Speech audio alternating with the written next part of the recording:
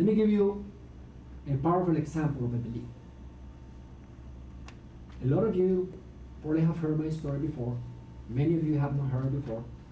But for the sake of those who have not heard the story before, and by the way, today I'm going to complete that story. Remember, some of you have mentioned that when you see me again, you were going to actually learn how I got to this country. Would you be interested in that?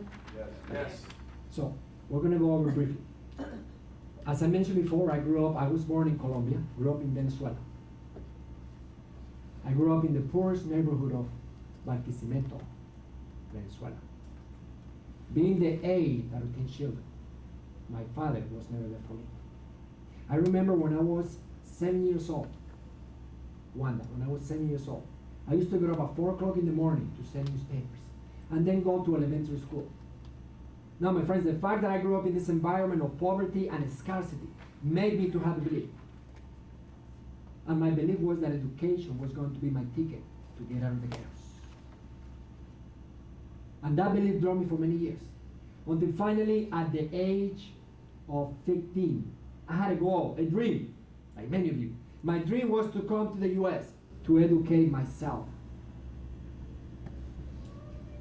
However, at that time, at the age of 15, I didn't have the resources. I didn't know how I was going to do it. I didn't have the connections. My friends used to laugh at me. I said, Orlando, you're going to the US? Look where you live, man. Get real. And you know, sometimes when we, through life, we hear a lot of those things from friends and loved ones and people that care about us, because at that time, they don't mean it in the wrong way, but it usually comes that way. How many of you have had a dream, something that you believe you can do, and here comes somebody that has a good intention and say, don't be such a big dreamer. Don't think so high. You won't get there. How many have heard that before? They say, that business that you're getting involved, it's not good. I've been there before. I'm going to take your money away. Or, you know, don't be such a, don't take the risk. So the stories keep repeating, right? All the time. So at that time, when that happens, you have two options, right? The first option is to say, holy cow, Peter, you're right. I come from down there. You're right. I'm not going to think that big. That's going to just hurt my feelings. And some people do that, right? And the second option, my friends, is that you can say, Peter, thank you for your opinion. I love that. Huh? That's to bring the pattern right here. Now, thank you for your opinion, they say. And you know, my friends, I chose the second one. I said, thank you for your opinion. And I kept being focused on what I wanted. Now, that belief about education being my ticket to get out of the ghettos paid off. Why? Because at the age of 18, I got an academic scholarship to come to the US. Now, how did that happen? It wasn't easy. I spent 2 years knocking on doors, several doors. People used to tell me, we're going to help you, Orlando. People that were connected, they told me, don't worry, we're going to send your application with ours. And my friend has a connection in the government. And you know what? 2 years went by, and they got the scholarship, and I didn't. At that time, I said, if I continue doing the same thing that I was doing for the last 2 years, I'm going to get the same what? Result. I needed to do something different. And this is what I did. You know, since I was a kid, I learned from my mother to pray, to ask. Ask God for what you want.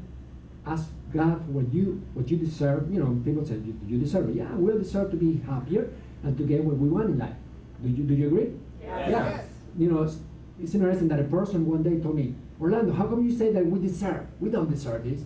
Oh. And you know what? What, you don't believe that you deserve to be wealthy and to be rich and to be happier? He said, no, we don't deserve it. I said, well, that's why you don't have it. If you believe that you don't deserve it, you will never get it. Yes or yes? Yes. Absolutely. So at that time, I realized that I needed to do something different. So what did I do? I did something that I learned from my mother, and I prayed. Now, when you pray, the power of praying is the power of having faith. Faith, excuse me. When you have faith.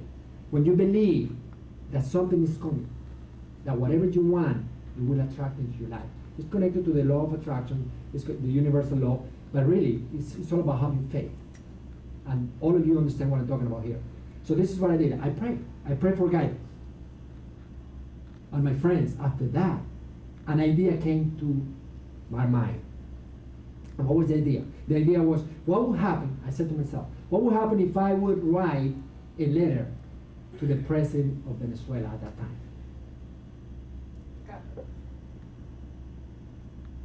Carlos, no Carlos Andres. It was Luis Herrera Campos.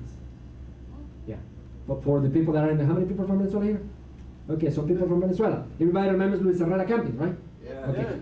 Well, Luis Herrera Campos was the president at that time. That was in 1981, by the way. I was 18 years old, 2 years knocking on doors, nothing happened. And then I said, what will happen? You know what my friends used to tell me? Orlando, don't waste your time. What do you think, or what makes you to believe that they will answer you? I mean, you're nobody. Look where you live. Same thing. And I said, again, thank you for your opinion. And I did. I wrote the letter. I wrote the letter in August of 1981.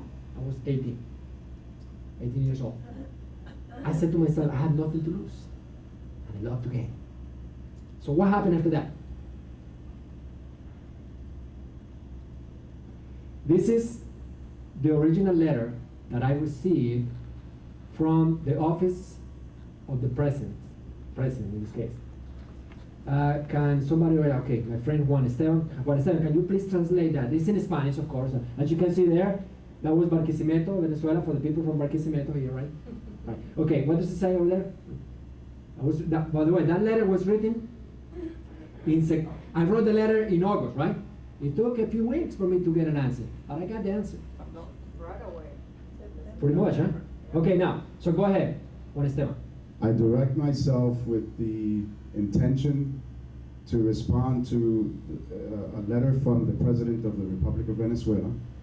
In relation, the content is permitting me to inform you that as per the instructions from the President, this office recommends that your application to the Fundación Gran Mariscal de Ayacucho is under its proper consideration.